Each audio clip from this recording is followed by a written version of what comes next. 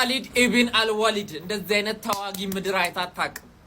ሚገርም እኔ 100 ውጊያዎችን አድርጎ 100ንም ያሸነፈ መሸነፍ አንዳንዴ ለጨዋታ ተሸነፈ ምንም አይነትን ውጊያ ተሸንፎ አያውቅም በህይወት ዘመኑ በኖረባት እድሜ ማለት ነው ተሸንፎ አያውቅም ማንንም እኮ አሌክዛንደር ዘግሬት በለው ጌንጊስ ካን በለው ተሸንፏል እኮ ሁለቴም ሶስቴም እኮ ለጨዋታው ድምቀት አትሸነፍም ካሊድ በጣም አስቸጋሪ ሰው ነው በጣም እውነት ቤዛንታይንና ያውና ራሺያና አሜሪካ ብላ አስባቸው ቤዛንታይንና ፐርሺያን ኢምፔር እንደዛ ብላችሁ አስባቸው አንተ አሁን ማለት ነው የቤዛንታይን የአሜሪካ ጦር 150 ሺህ ጦር ከፊት ለፊት ማትስ አይችልም ሰውየው ለማለት ነው ማትስ እንደማይችል ልንገረ 150 ሺህ ጦር ከፊት ለፊቱ የመጣ የኢትዮጵያን 30 ሺህ ወይም 40 ሺህ ወታደር ይዘ የኢትዮጵያ አሜሪካን ጦር አትወጋም አይደለ አዎ ለምን አንተ ማትስ ትችላለህ እዛ ጋር 140 ሺህ ሰው ካለ አይወጋም ትሸሻለህ ተፈግፍጋለህ ሰውየው ካሊድ ነው ካሊድ አያውቅም እንደዚህ ነው ማትስ አይችልም ቀጥታ አባቴ ከፊት ለፊቱ ጦር ሲያይ ሞጋት ነው የሚያውቀው ሞጋት ነው ደግሞ ሞጋቱ እኮ አይደለም እኔ ዩጋሽ ወጋ ደፋሮሽ ማሸነፍ ለምንድን ነው ያሸነፈው ማሸነፍ የለበትም እኮ እንዴ በቃ እኔ ይገርመኛል ለምንድን ነው እንደዚህ አይነት ጀግና ሰው ሆኖ ለምንድን ነው ማናቀው እንደዚህ ያንቀጠቀጣ ለምን ካልከኝ አውሮፓውያን አይፈልጉም እንደዚህ አይነት ጀግና ይኸውልህ አረቦች ጥቁሮች የሚያውቁ ከሆነ ነገ እነሱን ተወጋለህ ሄደው እንደሱ የሚወጋቱ ከእነሱ ላይ አይምሮ የበላይ የሆነ ትውልድ ይፈጠራል ገብቶሃል በምንም አድርገው ከሃይማኖትም ጋር ያያይዙት ምናምንና እንዳትሰማ ታሪኩን እንዳታቂ ያደርጉሃል ማለት ነው ምንም አይገናኝም የአረብ ጀግና ነው ሙስሊም ነው አለቀ እና ሙስሊም ከመሆኑም በፊት ደግሞ ሰውየው ሙስሊሞችን እያሳደደ ተጠቅተ ነበር ማስሚያው ተጠጣው አስቸግሮ ቁራሽ ኪንግደም መካሽ ያው ነው ሳውዲ ነው እሺ መካና መዲና መካን የተወለደው እሱ እና እየወሰደ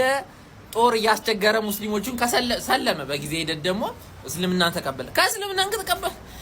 ተቃራኒ ቡድኖችን ደግሞ አሰቀ በቃ ከዚህ ሰውዬ ተቃራኒ አትሁን በቃ በየት መመክር ከዚህ ሰውዬ አጌኒስት ጦር ውጊያ ውስጥ አትግባ በቃ ስሙ ብቻ ከተማን ያስለቅቃል ወታደሮች ካሊድ አለ ውጊያው ላይ ከተባለ ጥለ ሄዳሉ እግዚአብሔርን ነው የምላችሁ ያካበድኩ አይደለም መመቤቴ ጦራቸውን ጥለ ሄዳሉ ካሊድ ካለ ውጊያው ላይ በጣም ታክቲክፉል ነው ፈጣን ነው ፈረስ ሲጋልብ ይባላል ዘፍላሽ ማን ነው የምትለው በጣም ፈጣን ነው በአቋራጭ ሄዶ ሰርፕራይዝ አታኮችን ማድረግ ይወዳል ያው ምሩንም ያቋል የራሱ ነው ምሩ ገብቶሻል አባቴ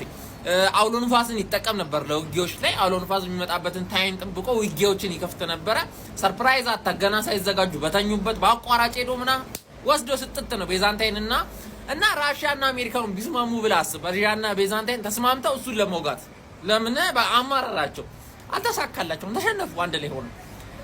የአረቦች በነብዩ መሐመድ ከሞቱ በኋላ እርስ በራስ ጦርነት ነበር እሱን ጦርነት እንዲህ እንደጻለጅ የሞደረጀገ ስርዓት የሚያይዛቸው እሱ ነበር በጣም ፓወርፉል ነው 100 ውጊያዎችን አድርጎ 100ዎችን ማሸነፋል ካልኩ ብዙ ማብራራት አይጠበቅብኝ በአንዱ ውጊያው ላይ 9 ሶርድ ተሰብሮበት 9 ሰይፍ ሰው ላይ እኮ ነው የሚሰብረው አባቴ ሰው ላይ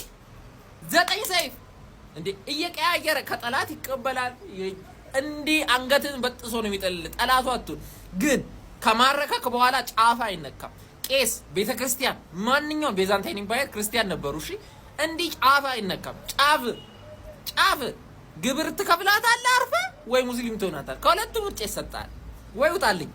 ውጣ ከዚህ ሀገር በቃ ሴቶች ህፃናቶችን ነካ ማለት የሃይማኖት አባቶች የሌላ ሃይማኖት አባቶች ነካ ማለት የሱ ወታደር ሆነ አበቃለ በጥሶ ነው የሚጥልህ በጥሶ ማለት ነው ሰውየው በጣም ደስ የሚል ቀብረር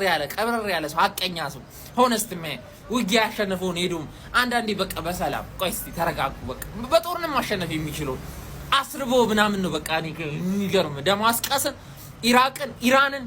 እንዴ እንዳለ ማለት ነው አስጨንቋል አረብ ሀገራቶችን ታቸው ተደብሮባቸዋል እነሱም ታቸው ድብርን ያለባቸው እና መጨረሻ ላይ ምን ሆነ ይሄንን ታላቅ ሰውዬ ቤዛንታይን ኢምፓየር እና ፐርሺያን ኢምፓየር ይጠቀልላል ብለ ጠበቅ አይደለ በዚህ አይነት እንደና አሌክዛንደር ዘግሬት አይደለም የሃይማኖት አባቶች በጣም ወታደሮቹ እውነቱን ለመናገር እንደ አምላክ ያዩት ጀመር በጣም ኦቨር ከመሆኑ ብዛት ቁጥር የማይመጣጠን ከማሸነፉ ብዛት እንደ አምላክ ያዩት ሲጀምር በቃ ውረድ ተባለ ግን እንደዛ አይመስለኝም እኔ ደግሞ የራሴ ፐርስፔክቲቭ ላስቀምጥ ፈርተውት ነው እኛ ላይ የበላይ ፓወር ይኖረዋል ተብሎ ደግሞ እውነትም ነበረው ደግሞ ወታደሮቹ እሱን ነው የሚሰሙት እንደ አምላክ ያዩት ጀመረ ምናምን ብለው እሱም እሺ ብለው አይወርድ ምን አይነት ትሁት ነው አትልም እኔ አናደደኝ ባይወርድ ኑሮ ቢቀጥል ኑሮ ፐርሺያንንም ቤዛንታይንን ኢምፓየርም ይገዛል ብዬ አምናለሁ እንደና አሌክዛንደር ዘግሬት። ለዚህ ነው እሺ ሶስተኛ ላይ ያረኩት ባለው አሌክዛንደር ዘግሬት ሄዶ ሙሉ ቨርዣን አሸንፏል። ገብቷል። እሱ ግን የሆነ ፓርት ኦፍ ቨርዣን ያሸንፈው። ለዛ ሙሉ ሰውነቱ ጠባሳ በጠባሳ ነው ሙሉ። እንደዛም ሆኖ